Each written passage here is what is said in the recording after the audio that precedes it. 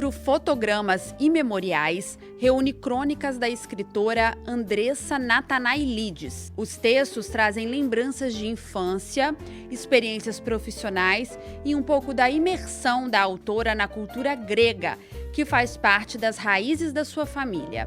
Andressa também já publicou o romance Ponto Cruz e o livro de poemas Vida. Olá, começa agora mais um programa Dedo de Prosa. Você já sabe, é o nosso espaço aqui na TV Alice para falar sobre literatura. Hoje eu converso com a escritora Andressa Nathanaelides. Ela é autora de 3 livros, nós estamos aqui com a última publicação dela, que é o livro Fotogramas Imemoriais. Andressa, seja muito bem-vinda mais uma vez ao nosso programa. Muito obrigada, Gabi. Agradeço a oportunidade.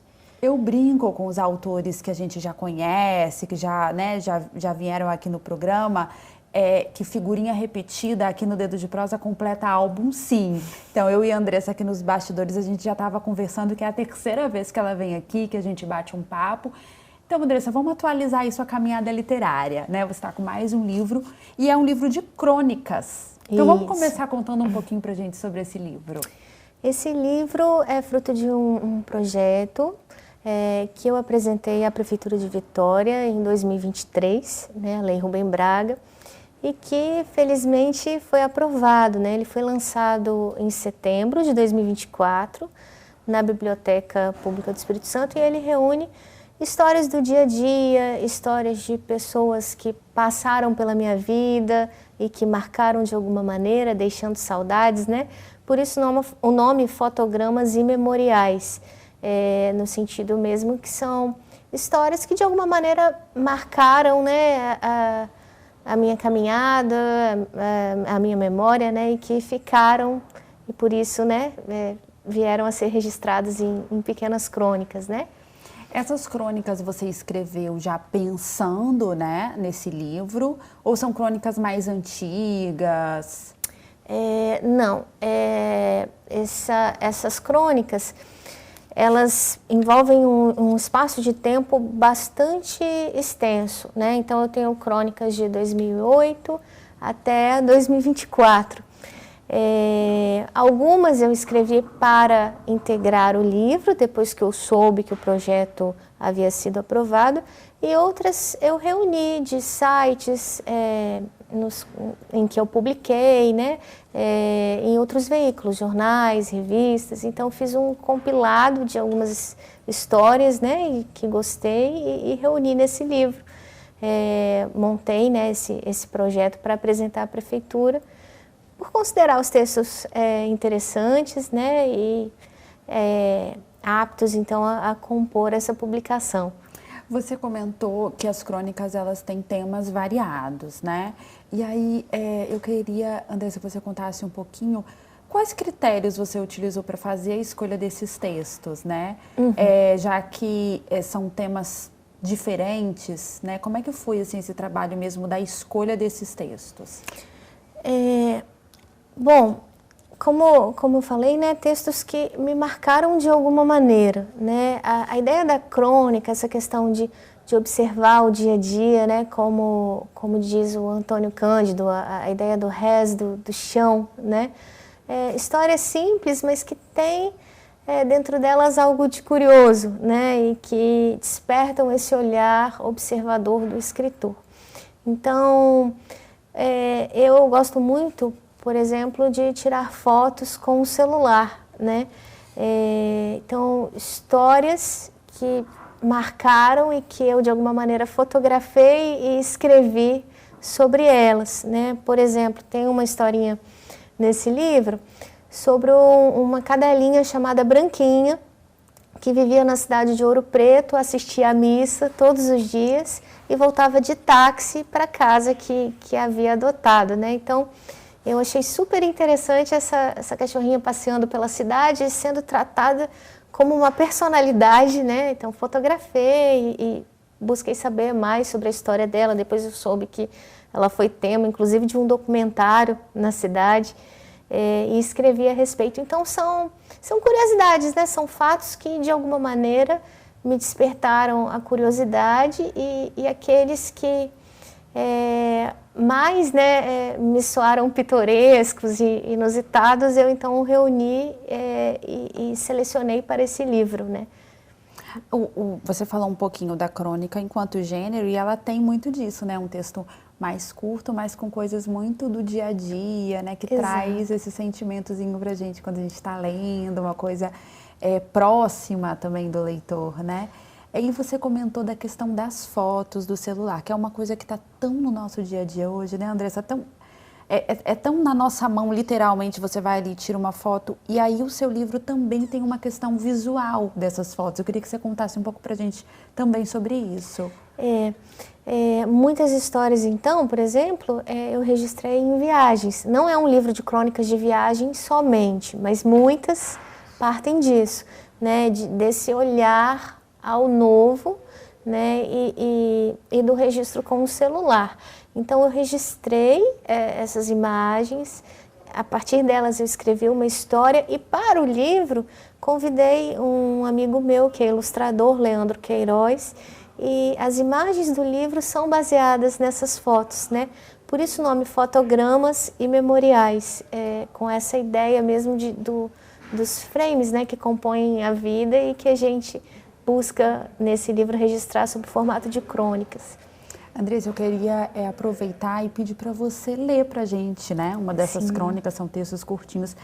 Eu falo que a gente não pode perder a oportunidade de ter o próprio autor lendo um pouco do trabalho dele para a gente conhecer. Pode ser? Claro, claro.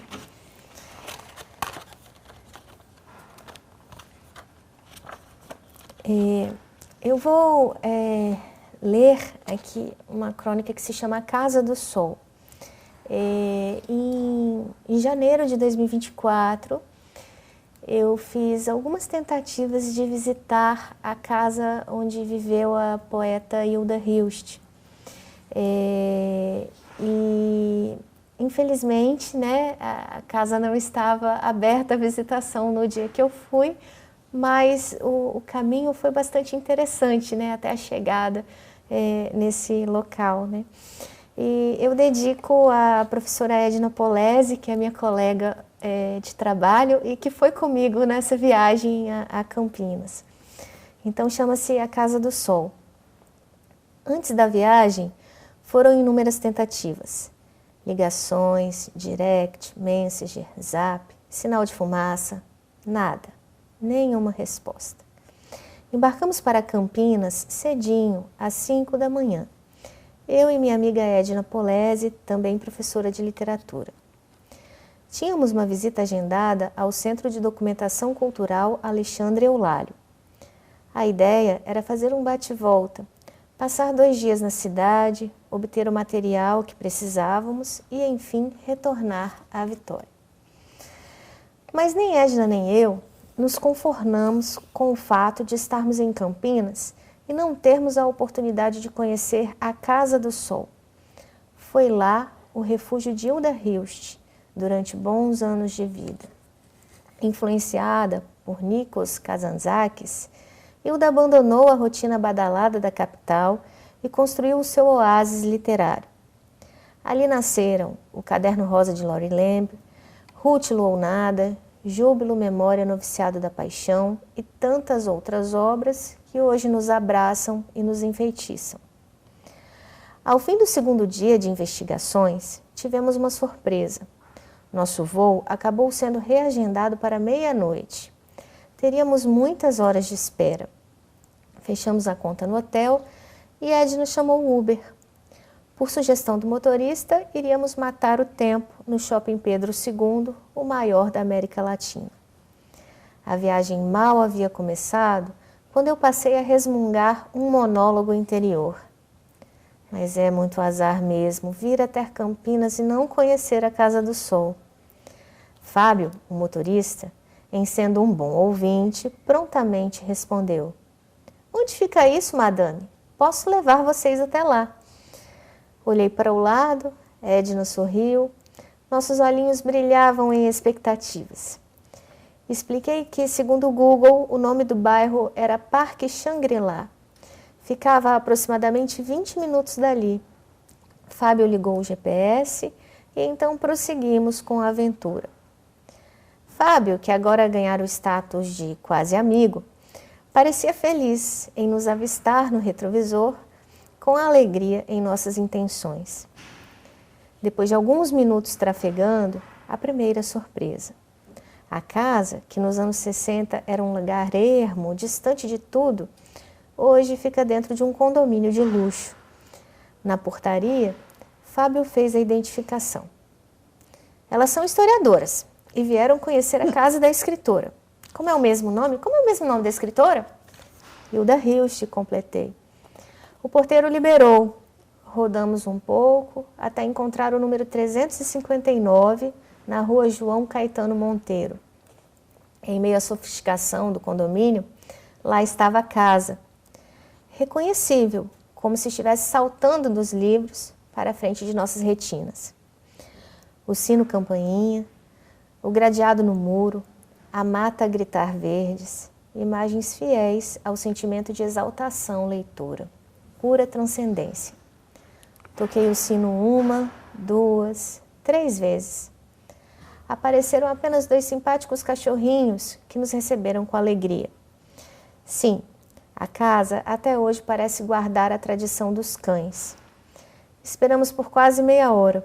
Realmente, não havia ninguém que pudesse nos oferecer ali uma visita guiada. Depois de um tempinho aguardando, resolvemos retornar a Campinas. Fábio, que nunca antes havia ouvido falar em Hilda Hilst, demonstrou sua indignação na saída. Como pode um lugar desse estar fechado? As minas são historiadoras, mano. Vieram de longe ver isso aqui. Mesmo sem que a visita tivesse acontecido oficialmente, estávamos felizes e gratas pela oportunidade de pisar naquele lugar. Explicamos a Fábio que éramos professoras de literatura. Pedimos que nos deixasse no shopping Pedro II. No trajeto, eu e Edna viemos falando sobre a vida de Hilst, suas obras, seus amores, seus ônus e bônus com que se deparou durante a vida. Quando chegamos à porta do shopping, agradecemos a disponibilidade de Fábio, que nos respondeu um pouco encabulado, entregando um papelzinho com o endereço do Instagram. Pô, mano, me adiciona lá na rede para eu ficar mais inteligente. Vocês são as passageiras mais cabeça que entraram nesse carro. Tem de tudo nessa vida de Uber hoje em dia, e hoje eu aprendi muito. Pode crer, agora eu sei quem foi Hilda Hilst. Agradecemos muito, descemos do carro, na certeza de que não conhecemos a casa, mas ganhamos o ano. Que legal, gente. Eu gosto muito dessa coisa da crônica, que ela vem com um caso que você vai lendo, e é aquela sensação de que, gente, isso é uma coisa que poderia acontecer comigo, tipo, pode acontecer comigo amanhã, sabe? Sim. Ou eu posso sentar com uma amiga e uma amiga me contar essa história. Não tem essa coisa, a crônica, Andressa? Eu tenho essa sensação. Sim, essa questão do diálogo, né? Como se fosse um cochicho ao pé do ouvido do leitor, né? Uma conversa. Parece que você sentou ali com um amigo para tomar um café e ele está contando um caos que aconteceu com ele. Isso. A crônica, eu gosto da crônica. A crônica tem essa sensação no leitor. Essa é a ideia e esse é o propósito também desse livro, né? Um livro que você pode abrir e ler uma história, você não precisa ler na sequência, né? Ler de acordo com a sua disponibilidade, com o seu tempo. E essa ideia da conversa, de um texto mais leve, né? Que envolva o leitor nesse sentido mesmo, mais informal. Mas, Andressa, você tem um livro de poesia e você tem um livro de romance. Então, você também, né, tem essa experiência com outros gêneros. Eu quero falar um pouquinho mais disso no próximo bloco, pode ser? Ok. Vamos fazer um breve intervalo no nosso Dedo de Prosa. Daqui a pouquinho a gente já volta. Não saia daí.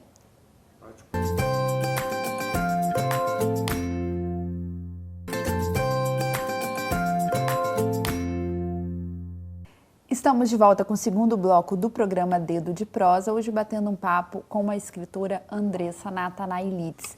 Andressa, falamos bastante sobre o seu último livro, né, publicado, que é o Fotogramas Imemoriais, um livro de crônicas. Tivemos até a oportunidade de te ouvir, né, contando um pouquinho, lendo uma crônica pra gente. Mas eu queria falar um pouco dessa variedade de gêneros, porque esse livro é a sua terceira publicação e você tem um livro de poesias, né, que se chama Vida, um romance que se chama Ponto Cruz e agora um livro de crônicas. Conta um pouco pra gente sobre essa variedade, essa experimentação de gêneros. Bom, Antes de ser uma escritora, eu acho que eu sou uma grande leitora também. E aí o encantamento mesmo da leitora que quer uma experimentação, que quer um exercício criativo, né? Eu acho que é isso que me leva a transitar por esses gêneros todos, né? Porque são 3 gêneros que eu gosto muito, né? E a ideia de ver, né, esse produto desse exercício, né, pronto, e aí depois avaliar, né, o que saiu ali daquele exercício diário, né, daquele exercício literário criativo diário é muito gostoso, assim, você trabalhar com gêneros que você tem afinidade, né, fazer esse exercício crítico, criativo e literário e poder ver depois o resultado disso. Isso é muito bom, né? Então, acho que parte muito de uma curiosidade literária e também da afinidade em relação aos gêneros. Agora, você também tem a questão da literatura, não só na sua caminhada literária, mas na sua profissão enquanto professora, né? Isso, também, que você é formada em letras e professora do curso de letras. Isso. Em algum momento, essas coisas se atravessam? Eu acho que sim. Atualmente, né, tem tido, principalmente no programa de pós-graduação em letras, né, a disciplina de escrita criativa, então a gente estimula muito os alunos a escreverem, né. Na graduação, eu sou a responsável pela disciplina de literatura do Espírito Santo, uma das, né, então tenho trabalhado junto com outros professores, né, essa disciplina, e de alguma maneira as coisas se atravessam sim, né, porque a gente faz o seminário de autores capixabas, né, a gente conversa sobre o mercado editorial no Espírito Santo, então as duas caminhadas elas estão de alguma maneira indo, né, em paralelo, né, a de professora e a de autora. Andressa, você falou um pouquinho da questão assim, citou, né, que você acaba trabalhando em sala de aula a questão de literatura produzida no Estado, também a questão de mercado literário, e são temas que passam muito aqui no programa, né? Como a gente acaba entrevistando autores que são aqui do Espírito Santo, a gente acaba conhecendo bastante essa produção aqui. E aí eu queria falar um pouquinho sobre isso, então, né? Já que você tem todo um repertório para falar. Vamos falar um pouquinho desse mercado, como é que você avalia, como é que está o nosso mercado? Eu acredito que ele vem crescendo muito, tem muitos autores novos no cenário da literatura do Espírito Santo, tem muitas editoras, né, e que vem fazendo um trabalho muito bom de interiorização dessa literatura, né, de levar, né, muito daquilo que é produzido em Vitória para o interior e de estimular, né, escritores do interior também a publicarem, a produzirem, né? Eu acho que é um mercado que é um cenário, né, que está em expansão, felizmente. E essas editoras, né, mais regionalizadas, né, mais locais, elas têm feito um trabalho muito importante, né? A gente vê que às vezes um autor que está concorrendo a um prêmio, que se destaca em algum concurso, que ganha um destaque maior, né, em termos de regionalização, ele tem uma primeira publicação muitas vezes em uma editora pequena, né, em uma editora local. Sim. Então, assim, elas têm feito um trabalho importante, né, de divulgação da nossa literatura, de oportunizar que aquele escritor consiga, né, romper essa barreira daquela produção ali de dentro de casa, do seu escritório, para uma publicação ali na mão, que outras pessoas consigam comprar, ter o livro e ler. É um trabalho bem importante, é um trabalho de formiguinha, mas é um trabalho bem importante, né, Andressa? Sim, é um trabalho de circulação, né, a gente pode citar, por exemplo, o Saulo Ribeiro com a Kombi Cousa, que viaja muito pelo interior do estado, nas escolas, né? É muito importante para difundir, né, literatura e para estimular outros escritores, para estimular os jovens, principalmente, a leitura, né? Tanto a leitura quanto a escrita, né? Tem muita gente que gosta de escrever e não sabe ainda como, né? Qual é o caminho. Então, acho que isso está crescendo muito e eu acho isso muito bom, muito saudável, né? Um dos seus caminhos de publicação foi a lei de incentivo, né? Isso. O Fotogramas e Memoriais foi pela lei de incentivo Rubem Braga, que é uma lei da prefeitura, que é um edital, desculpa, da prefeitura de Vitória. Que também é uma ferramenta muito importante, né, Andressa, para a nossa literatura. E aí eu queria pegar esse gancho para você falar um pouquinho sobre essa experiência. Sim. Publicar de maneira independente tem um custo alto, né? Então, esses editais viabilizam o trabalho, né, dos artistas de alguma maneira, auxiliam, né? Você tem todo um caminho a seguir, né, com questões burocráticas, de orçamento, né, de proposição desse projeto, né? Mas é algo muito bom, né? E existem os editais da Secult também, que muita gente tem publicado, né? Que são editais do governo do estado, e aí os municípios, né, as prefeituras também têm os seus editais, não só a prefeitura de Vitória, Cariacica, Vila Velha. Isso, tem seus editais. É uma possibilidade, né, muito boa para os autores, tanto para quem já publica há algum tempo, né, o meu caso, por exemplo, quanto para quem ainda não publicou e tem vontade de publicar, né, é um caminho possível, e que ajuda nisso, né, em você ver o seu trabalho concretizado, né, disposto e circulando, né, por aí, né, no caso da Prefeitura de Vitória, uma parte né, a contrapartida, uma parte foi destinada, por exemplo, às escolas. Né? Dos livros, né? Das escolas. Isso, então isso é muito legal, né? Porque é um jeito de incentivar o autor, né, do Espírito Santo e de levar também essa produção para os leitores. Né? Oportunizar o acesso, né? Isso, para que os alunos, né, também tenham acesso a produção aqui do Espírito Santo. Então, é uma ponte muito legal, né, desse trabalho. Queria aproveitar, Andressa, e falar também sobre suas referências, né? Eu vou te deixar bem à vontade. Fique à vontade para falar de autores do Espírito Santo ou também de fora, eu quero te deixar bem à vontade.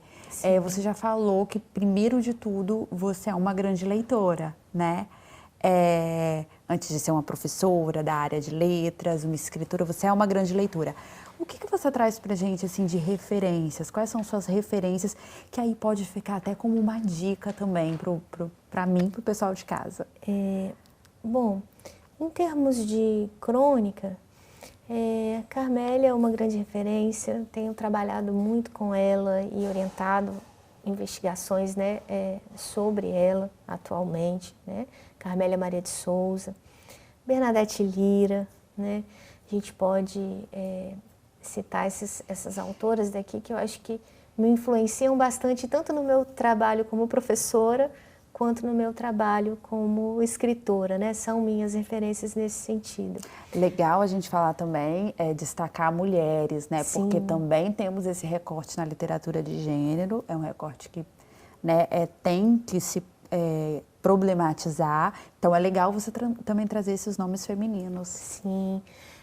Tenho trabalhado muito com elas nas minhas disciplinas, então é claro que há períodos em que você lê mais um autor do que outros, né? Então, assim, ultimamente, né, se você me perguntar quem eu tenho lido mais, são essas mulheres. Então, Bernadette Lira, Carmélia Maria de Souza, Camila Dalvi, Renata Bonfim. Então, elas têm transitado muito os meus planos de ensino, né, e as minhas leituras. Gosto muito também de Hilda Hilst, que foi o tema da crônica que eu li, né, Adriana Lisboa. Então, tem muitos autores fantásticos que a gente acaba se inspirando, né, lendo e bebendo um pouco nesse conhecimento, nesse saber para a nossa produção, né, e para o nosso trabalho em sala de aula. Que acabam se misturando um pouco Sim. também, né? Uma coisa vai atravessando a outra, já que você, né, trabalha dentro de sala de aula também com esses autores, também com a literatura. Então, acredito que tudo vai se misturando um pouquinho. Isso. E novos projetos, Andressa. Ela chegou aqui com o livro, já tem 3 publicados e a gente não perde a oportunidade de falar um pouquinho sobre novos projetos. Já que você é uma escritora que está sempre produzindo, né? Assim, está sempre escrevendo alguma coisa, né? Você está trabalhando com algum novo projeto? Estou. Eu, em abril, saio de licença pós-doutorado, né? Para uma investigação sobre as cartas de José Antônio de Almeida Prado a Hilda Hilst. José Antônio de Almeida Prado foi um compositor de música erudita, né? Tem muitas peças para orquestra, para piano e canto. Era primo da Hilda Hilst. E trocavam muitas cartas, nas quais, em muitas delas, ele fala como ele se inspirou na literatura para a produção da sua música.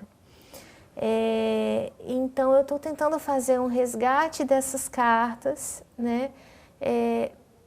E aí, assim, tem muitas ideias, né? Tem a ideia de transformar esse conteúdo num filme, ou num compilado, numa publicação das cartas, né? Enfim, né? A gente está ainda em contato com a família do Zé Antônio de Almeida Prado, né? Então, assim, são cartas muito poéticas e de uma beleza muito grande quando você tenta observar, né, o diálogo e as conexões entre as artes, a literatura e a música. Andressa, eu quero já deixar o convite, então, para que você volte, né, com novidades, com novas publicações, com novos projetos. Agradecer muito a sua disponibilidade, a sua presença aqui no nosso programa e desejar para você sucesso nos novos projetos e que a gente possa se encontrar em novas entrevistas, novas edições do programa. Muito obrigada, Gabi. Bom, o Dedo de Prosa hoje termina por aqui. Eu agradeço a sua companhia. Continue com a nossa programação. TV Alice, mais perto de você.